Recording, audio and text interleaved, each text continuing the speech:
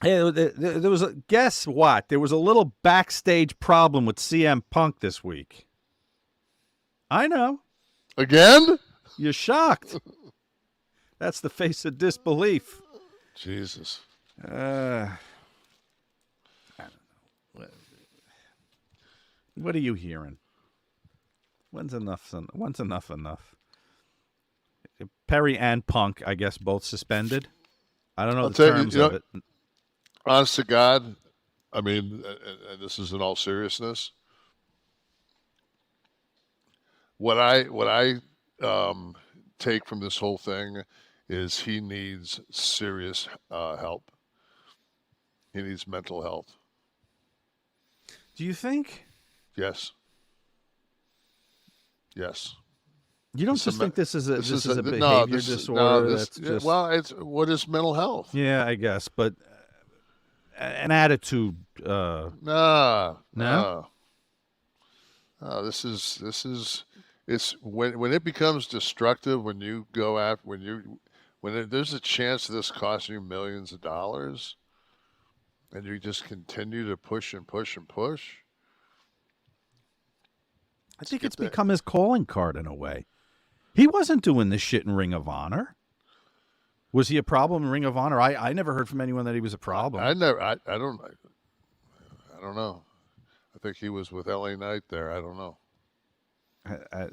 I don't know. This has kind of become an identity. The difficult one.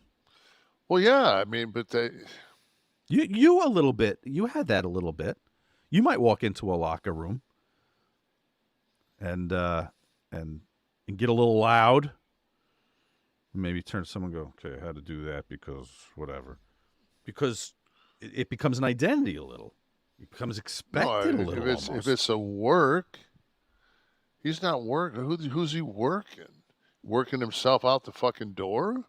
You really think they'd let him go? They have to. I don't know.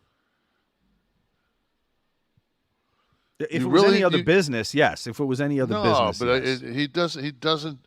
For what he's doing to that company, and because I tell you right now, man, if I would have broke in and saw some motherfucker doing that shit, and I said, "Oh, he can get away with that," fucking, then I'm going to do it. Well, the altercation was over something that that he said that Jack Perry said on the mic about the glass, the windshield glass, critical of Punk, and I guess embarrassed him. Is that like I remember asking you or Sean or maybe both for Sean's book when I was talking about the Horseman parody that you guys did, which was a little stiff. And you guys had to walk back behind the curtain, and Ole's there, and Flair's there, and they probably weren't happy. But my whole thing But is it was a successful segment. No, but my whole thing is this. That's bullshit. Because they sat there and watched me in makeup for an hour be made. But they didn't know what you were going to say. We were going to... They didn't know how stiff you guys were going to get. A little bit of it was, some of it was personal. Change the main event of the fucking pay-per-view.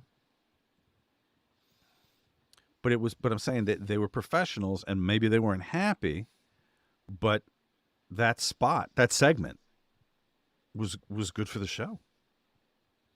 People were going to talk about that. I don't think anybody had done a parody before. I don't know. Maybe WWE was doing those Nacho Man and Ted. No, but not with the boys, not to draw money, just to. Oh, in the ring. Yeah, right. I don't know. It just seems like I agree with you that it's not conduct that you should be dealing with in a locker room in any sport, but I think maybe at this point, too much to lose to let him go. at this point. What's there to lose? He's a draw. He has this cultish attraction. Fans have a cultish attraction to him. Yeah, so does Trump. Right. And there's a whole party that's going to give him a nomination despite 91 felonious charges.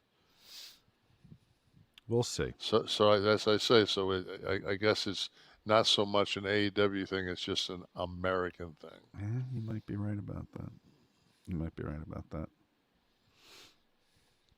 I just think that Tony Khan needs to get somebody there to be a heater. Well, he needs to bring somebody in. If he's not going to, Vince wouldn't put up with that shit. Oh, absolutely. And that's what I was going to say. Isn't it at some point just disrespect to your company? Yes. It's disrespect to Tony. Right. And, I just think that, and Tony's not that, to me, to me, Punk's almost a bully at this point because he knows that Tony's not, that's just not in his DNA. Like, I just have a hard. It's just. So you would unequivocally, as Tony Khan, toss him. Yeah. Okay. They had their big pay-per-view, of course, where this happened, and well, I mean, and the thing is that him and Samoa Joe went out, and from what I've heard, had a great match. And it was right after that. I heard. Right. He went right out.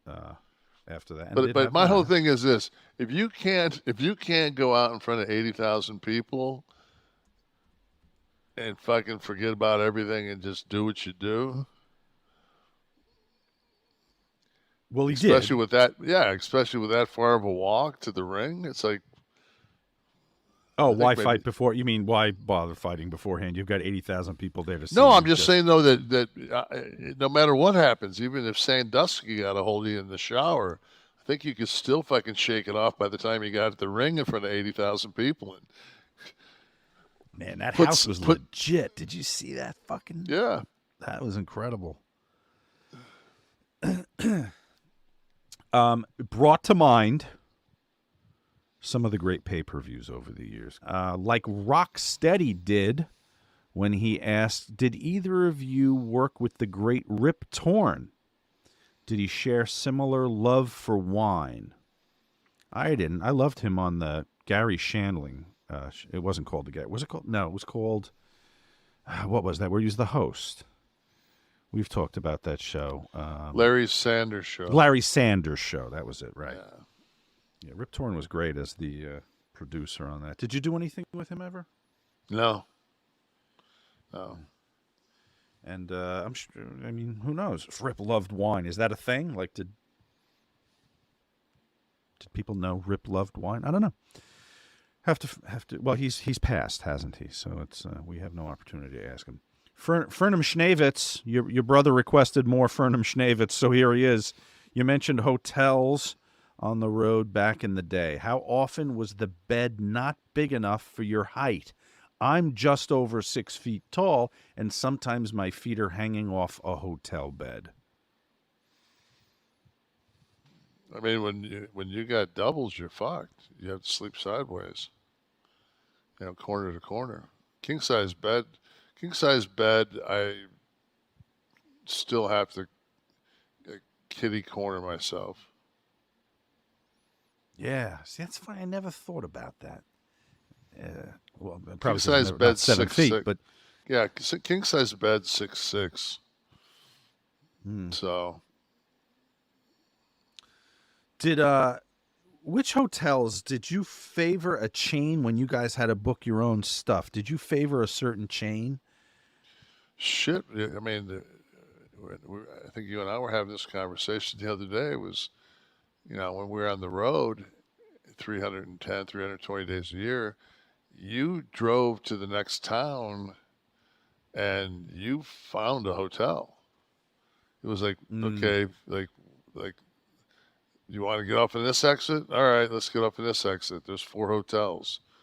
And then The best ones were the red roof ends because they were cheap, and you could, if you got a bottom floor, you could back the car right up to the door. You didn't have to drag your bags all over the place. So those were like, in the wintertime, they're a little stiff when you open the door to go get towels or something from the maid. You got to, you're in the elements, but Mm-hmm. What was the one that was filled? There was a festival we were talking about, and you ended up having to sleep on the hood of the car because oh, the we were in Thunder Bay, and there was some kind of a festival, and we didn't have rooms. I mean, it was a small, it was Thunder Bay's. This is Thunder Bay's second week in a row that they've been mentioned because that's right. last week I talked about working at Independent with Terry Funk. Um, but we were up in Thunder Bay. I don't remember what exactly festival they had going on, but they had something going on, and man, it was packed in the So you summertime. go out to the Chevy Lumina gimmick. What did you have? No, we were there was it was me, Henning, Scott, and Sean.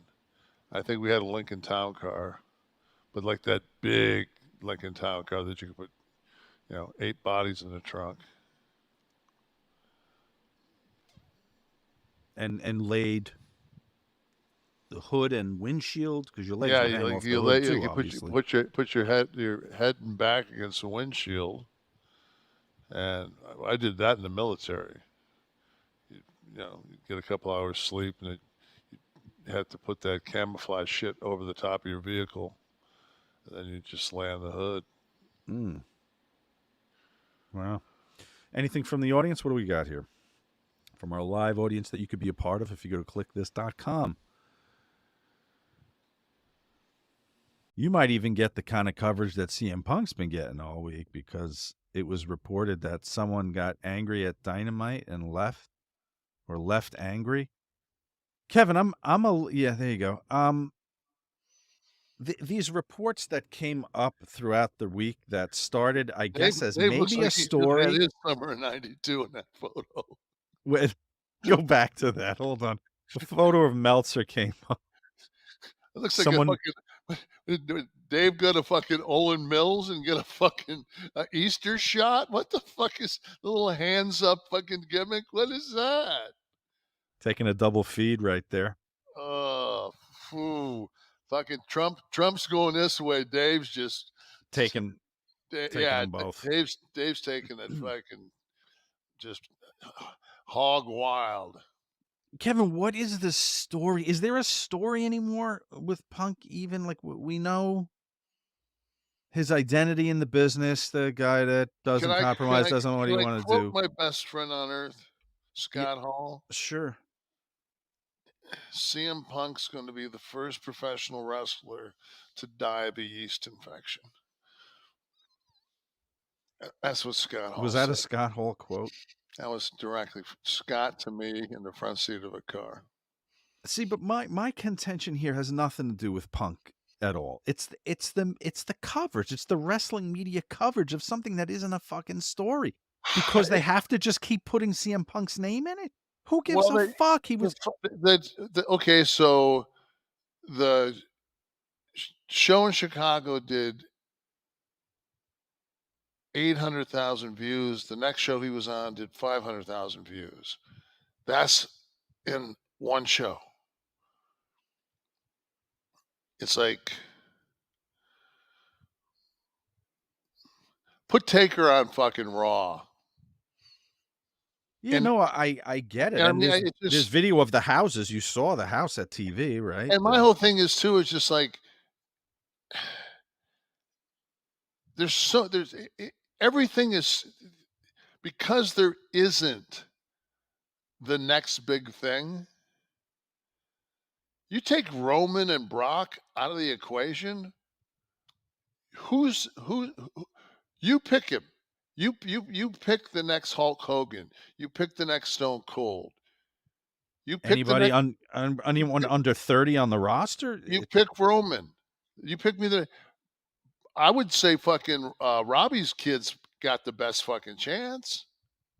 Breaker, Braun. He's got the best chance.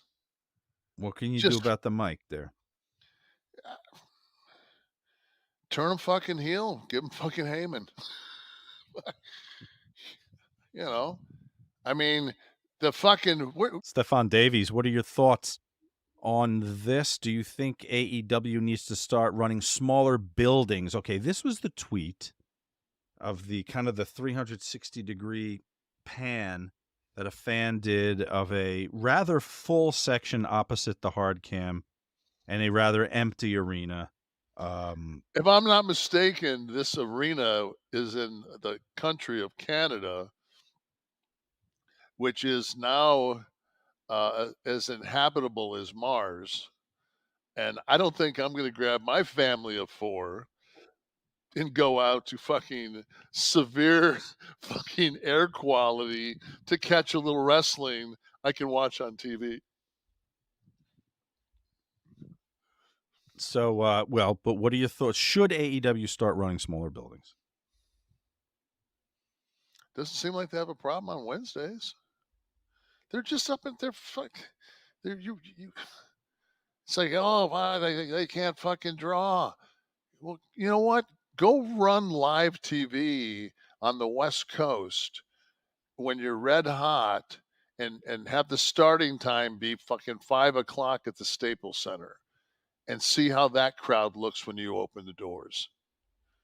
You know, it's like you just have to use common sense. Will they Right. draw more? That will they draw more in Sharifport? Yeah, but the only problem is the building after Kills might hold 8,300. This is the thing that people don't understand. Tony, the Khan family, the father is the 8th richest franchise holder in America. I'm talking baseball, football. He's worth like $10 billion. When you're worth $10 billion and you own the Jaguars and you own a premium fucking soccer team, you make a fucking call to the guy at the At the Toronto, arena, yeah. yeah, and you say, "Hey, you guys got anything? I'll fucking trade you this for that and this." It ain't like you're going in there barn burning and fucking. They don't give a fuck. They get enough people to shoot that. They couldn't give 2 shits. You don't have a roster with 13,000 people with 6 hours of TV if you're worried about cash. They Right. don't give a fuck. It's a completely different. It's There's a no. lot of leash. Tony's They got a could. lot of leash to Yeah, play with. Yeah. they can do whatever the fuck they want to do. When you're that rich, you got fuck me money. They got fuck me money. Hey, Tony, the fucking house is a little fucking light. Fuck you. Fuck me. I don't care.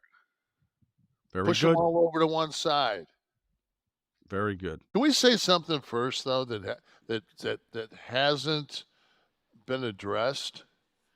How about fucking a round of applause for fucking AEW and Tony for fucking putting 80,000 seats in Wembley? For the fucking crew that went out there, including Punk and Joe, went out there and fucking had a hell of a fucking show, top to bottom. And my biggest fucking thing is, instead of that fucking being a monumental fucking moment for that company, and I mean, it should be like, what comes out on Monday is the CM Punk story. Yeah. That shits on top of that whole. I mean, God, I mean, Jericho did a job for Osprey. I mean, it's just like, come on, man. Like all the shit that happened that night, and all the work that was put into it. And no one's talking about the They're card. not talking about the card. They're not talking. You know what? It's like, and then you ask me, fucking, do you think they should bring Punk in? Oh yeah. That's exactly what I want to put fucking 90,000 people in the SoCal Arena over 2 nights of WrestleMania, and then fucking come Monday morning have the talk be about some cocksucker who's probably got one of the 7 worst bodies ever to fucking hold the belt, if not the worst body ever to fucking hold the belt. And I don't give a fuck if you're straight edge, whatever the fuck you are.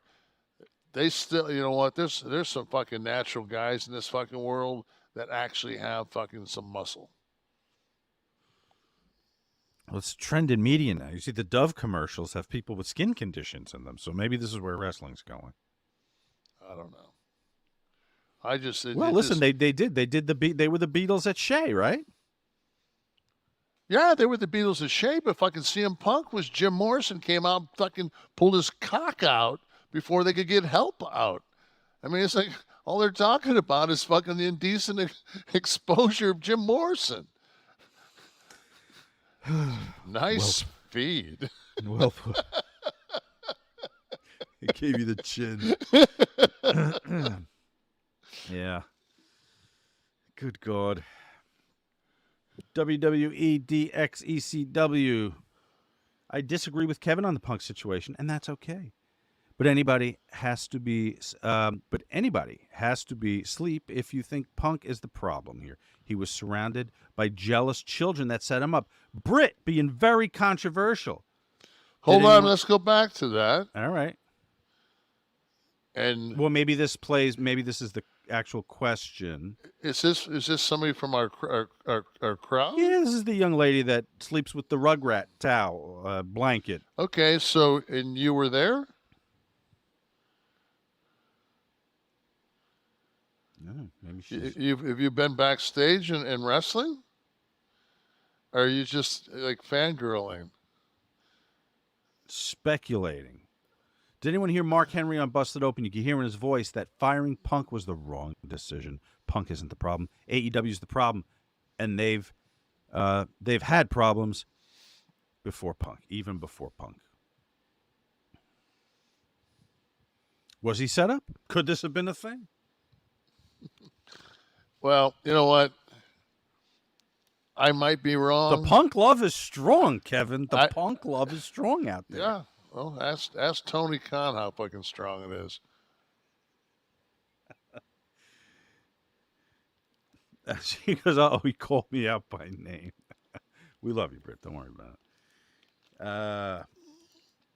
Don't yell at me, Uncle Kev. What do we got? Anyone else? Join in before my face hits the keyboard here. What do we got?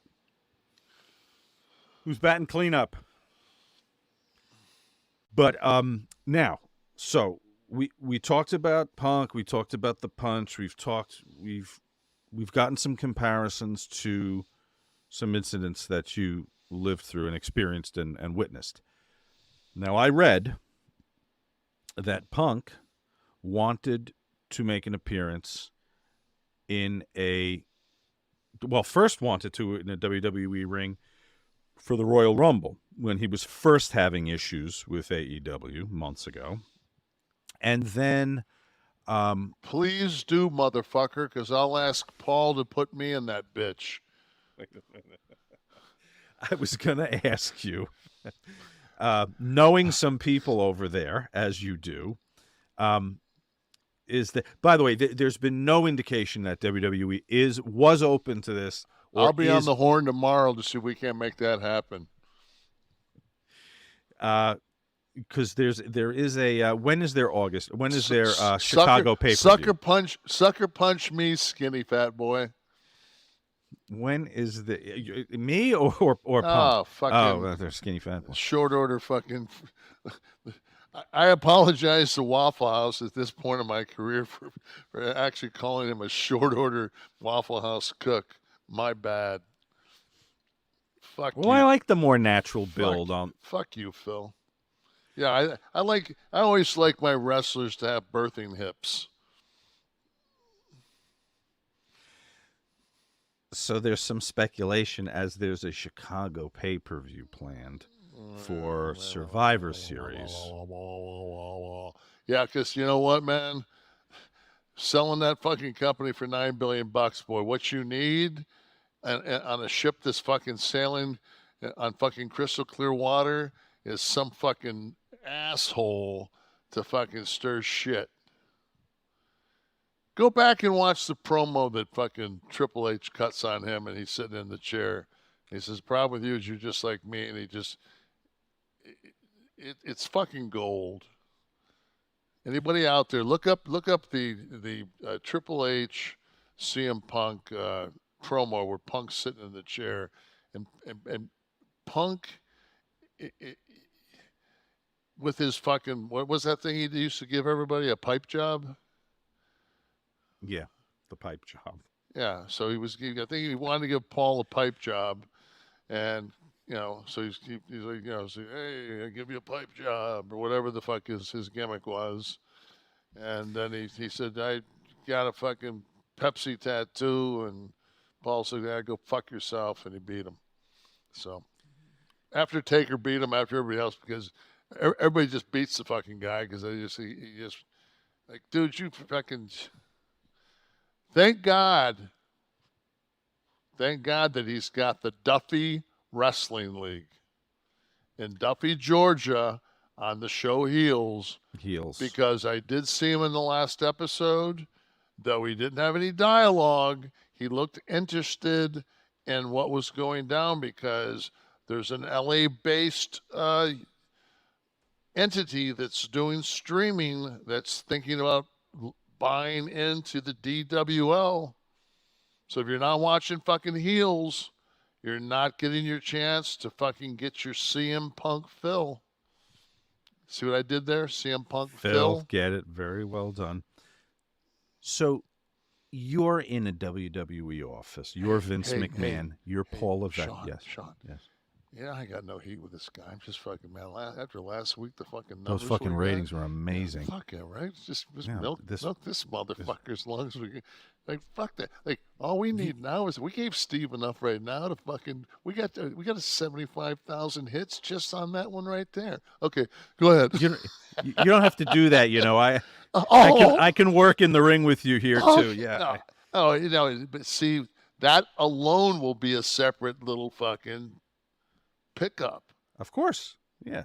I was already writing the note that Steve has to cut out the Get Blitz commercial so we can go right from the previous Roddy Piper talk into the CM Punk talk without the commercial break. But Steve, I'm learning this gig.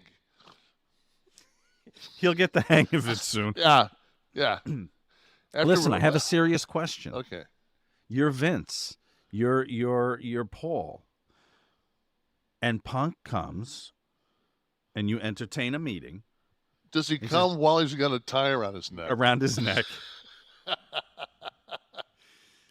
He comes and goes. He says, guys, we did great business together here. There's an opportunity to cash in on some of the residual effect of what's already out there. That stuff isn't going to happen here. This is a different level. I've been here before. I know how the WWE operates. Let's cash in on this. Sorry, dude. No, he's already put himself on the mantle right next to the Ultimate Warrior. Go shake the ropes, buddy. You're proving that you're punching Luke Perry's son. Sucker punching Luke Perry's son. You're lucky fucking old man Spelling ain't around. He'd have you fucking murdered. But this is, I hate to be corny about it, but this is professional wrestling, and I don't think it's impossible. What's the upside? Business. Intrigue, ink, digital ink on the sites. There's a competitor again. Not saying they're going to overtake them. I'm sorry. But, what? There's another company now that shares the news with them. Right. It's American Motors. They got a Javelin. They're fucking doing a hell of a deal. I heard they got a Matador and a Gremlin next. Get the fuck out of here. No chance. No chance in hell. There's no upside. I don't know. On top of that, something interesting could be made of it. I don't know whether they want to bother or take the chance, but I wouldn't say that there's absolutely no storyline upside. Maybe if he fucking worked with Becky Lynch, I mean, something like that. Had a great match. Okay. Just curious. Curious how the You biz know what, man? works. It ain't my company. No, of course. But my whole thing is, he obviously doesn't need the money, because if he did, he wouldn't fucking. I fucking have never. Okay.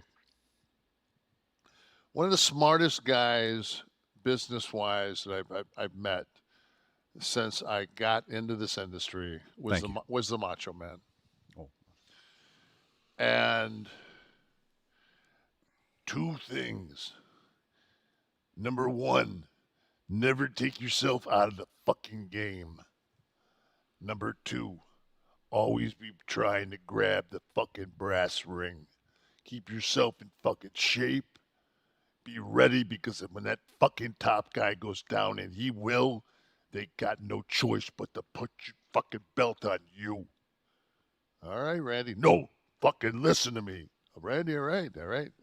I got it. Keep yourself in the fucking game. Go for the brass ring. What did he do? Took himself out of the game, made himself look like an ass because he sucker punched a smaller guy. Fuck, man. Come on. And you're gonna reward him and put him in a fucking locker room with men? No, Okay. man. Fuck no. Meltzer reported that the AEW brand split concept is over. So the Dynamite and Collision, which I thought I questioned whether the roster was. Listen, WWE. I hate to. I mean, I hate to cut you off, but like Scott would always right say, ahead. They're not hate to cut you off, but I will. I think they sat down and realized they just didn't have enough white luchadors to evenly split them to the two brands. So I think that was one of the things. When WWE did the brand split, 2002, first time, they had absorbed the WCW roster, ECW, and in a smaller sense, the ECW roster. Right. So now they've doubled in size. So they had to do something. I was not a fan of the brand split. I think it kind of devalued. I to this day, I still don't get it. Yeah. Because a lot of people, to me, my DVR is set on Raw. Wherever Raw goes, I set my DVR. That's my show that I watch. Right. It's like the NFL going, all right, we're going to have an NFL A, which is going to keep Monday Night Football. Football. When AEW came on, I set it for Wednesdays. Hmm. And I still don't have SmackDown, and I still don't have, what is it, Collision that's Saturday? Mm-hmm. Yeah. And now that it's fucking football season, are you fucking kidding me?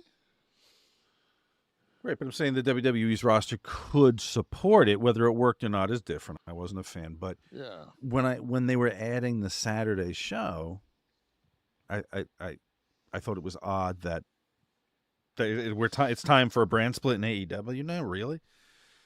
So all right, so that's over. But to go back to, can we say something first though that hasn't been addressed? How about fucking a round of applause for fucking AEW and Tony for fucking putting 80,000 seats in Wembley? For the fucking crew that went out there, including Punk and Joe, went out there and fucking had a hell of a fucking show, top to bottom. And my biggest fucking thing is, instead of that fucking being a monumental fucking moment for that company, and it should be like, what comes out on Monday is the CM Punk story. Yeah. That shit's on top of that whole. Jericho did a job for Osprey. I mean, it's just like, come on, man. Like, all the shit that happened that night and all the work that was put into it. And no one's talking about the card. They're not talking about the card. They're not talking. You know what? It's like, and then you ask me fucking Do you think they should bring Punk into? Oh yeah, that's exactly what I want to put fucking 90,000 people in the SoCal Arena over 2 nights of WrestleMania, and then fucking come Monday morning have the talk be about some cocksucker who's probably got one of the 7 worst bodies ever to fucking hold the belt, if not the worst body ever to fucking hold the belt. And I don't give a fuck if you're straight edge or whatever the fuck you are. They still, you know what? There's some fucking natural guys in this fucking world that actually have fucking some muscle. Well, it's a trend in media now. You see the Dove commercials have people with skin conditions in them, so maybe this is where wrestling's going. I don't know. I just Well, listen, they did they were the Beatles at Shea, right? Yeah, they were the Beatles of shape, but fucking CM Punk was Jim Morrison came out and fucking pulled his cock out before they could get help out. I mean, it's like all they're talking about is fucking the indecent exposure of Jim Morrison. Nice feed. Well, it gave you the chin. Yeah. Good God. WWE DXECW. I disagree with Kevin on the Punk situation, and that's okay. But anybody has to be sleep if you think Punk is the problem here. He was surrounded by jealous children that set him up. Britt being very controversial. Hold on, let's go back to that. All right. And well, maybe this is the actual question. Is this somebody from our crowd? Yeah, this is the young lady that sleeps with the Rugrat towel blanket. Okay, so and you were there? No, maybe she's... Have you been backstage in wrestling? Or are you just like fangirling? Speculating. Did anyone hear Mark Henry on Busted Open? You could hear in his voice that firing Punk was the wrong decision. Punk isn't the problem. AEW's the problem, and they've had problems before Punk, even before Punk. Was he set up? Could this have been a thing? Well, you know what? I might be wrong. The Punk love is strong, Kevin. The Punk love is strong out there. Yeah. Well, ask Tony Khan how fucking strong it is.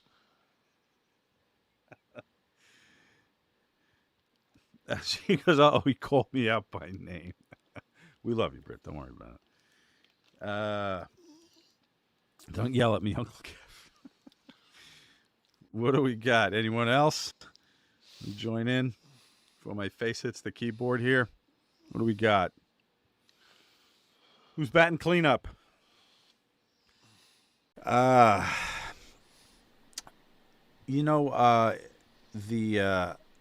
wanted to ask you about Punk. Punk was backstage at Impact. Did you see this?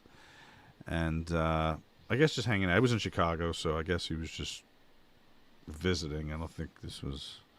I mean, everybody reads into this shit, but I just think he went to see some of the boys. And the way I'm reading the article about this, and the way it was like The Godfather. In the openings, he went waiting to come. So Luca Brasi practicing his speech, waiting to come talk to Don Corleone, and it was like Punk was willing to speak with anyone who wanted to get some time with him, is the quote from the article on SE Scoops. Quote, key Impact talent also spoke to Punk throughout the taping. I mean, he's been given a status in pro wrestling. He's fucking super over. That few what. So, there have been guys super over forever. I don't know that. But the audience. I think in a different. I think that when you.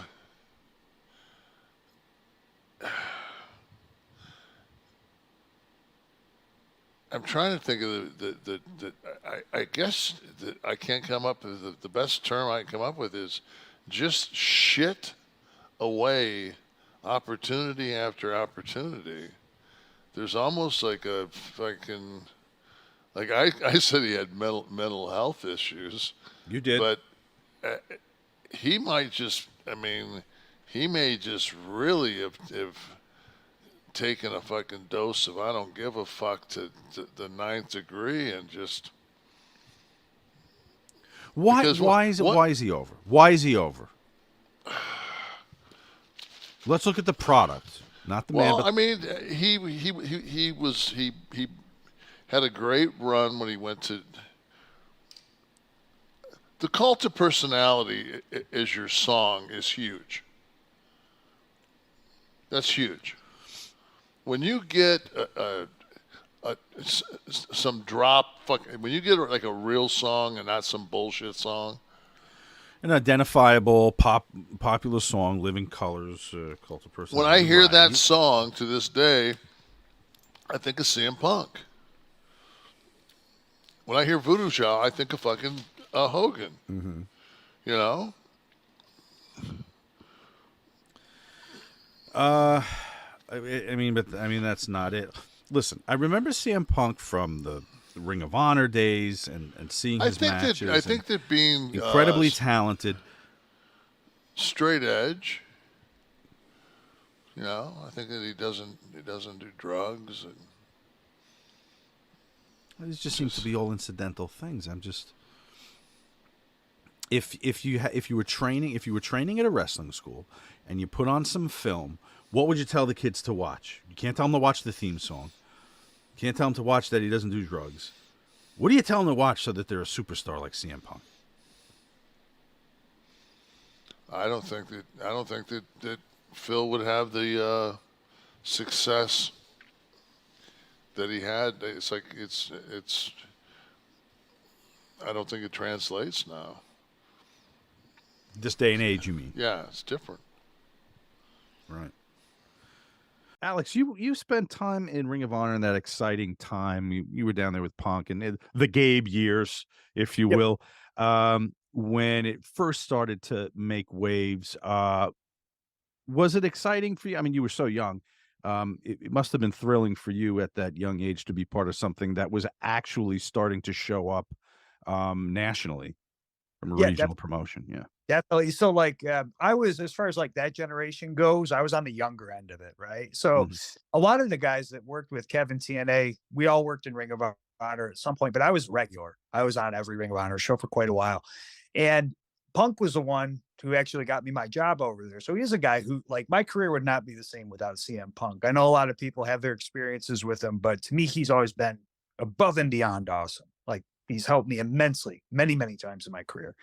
And when I got there, we worked our way up from the undercard, but it was so cool to be a part of something that was kind of like a punk rock pro wrestling show. And the fans were so into everything. And you just saw that, wow, man, there's some like really cool shit happening here. But at the time, too, it was such a what if? Like, is this actually going to take off? Or like, are bigger companies actually going to bite on this? Because there was such a separation of church and state, right? Like, here's your money making companies, and then off on the other side's Ring of Honor. And I knew we were onto something because, again, I was working for both companies, but another mentor of mine who, again, has helped me out a ton, been very blessed to have so many of them, was Conan. And Conan has seen a lot of different things in the pro wrestling industry. He was the one who would actually ask me to get him Ring of Honor DVDs. So I'd bring him just stacks of DVDs. He loves wrestling, loves Ring of Honor, wants to absorb as much of it as possible. And he said, yo, Shelley, watch every year from here on out, wrestling is going to get smaller and smaller and smaller. Like, you're not going to have these super heavyweights anymore. It's not going to be a business where guys has to be a mandatory 6'2", 6'3", 250.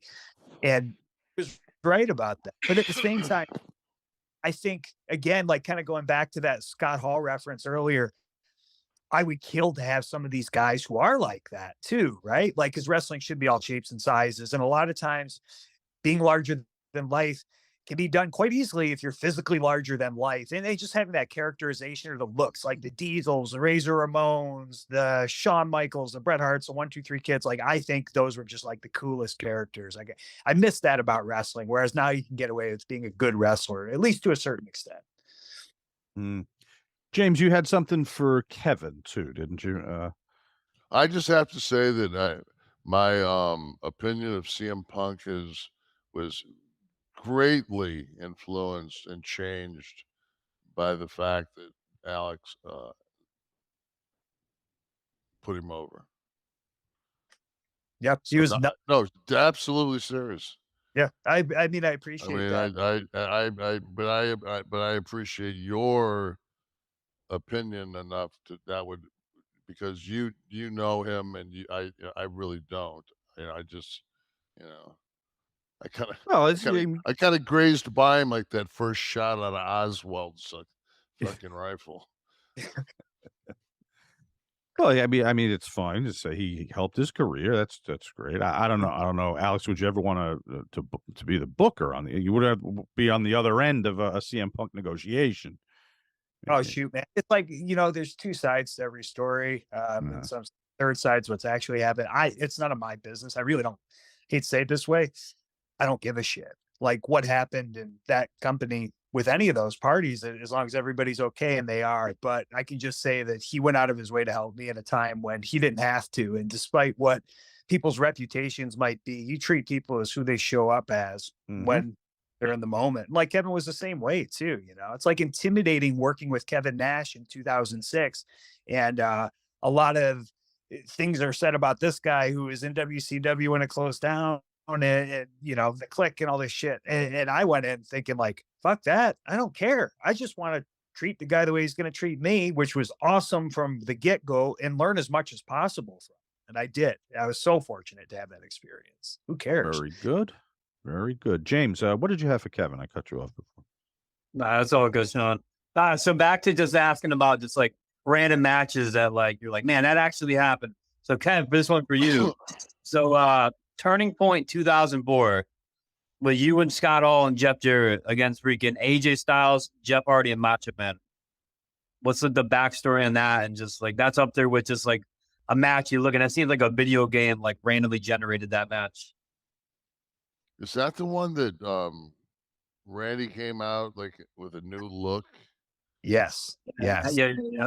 I Yeah. remember Barry Bloom calling me after that match and saying, "I watched the match tonight." He goes, "I the guy that with the beard," he says, "I think that was my rabbi."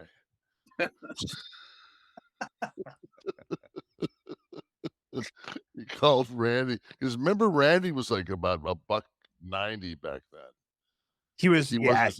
he was not that big, he wasn't Bone Crusher, whatever the fuck. Yeah. I remember he had that duster too. You remember that black duster he wore Yeah, backstage? Oh my Yeah. God.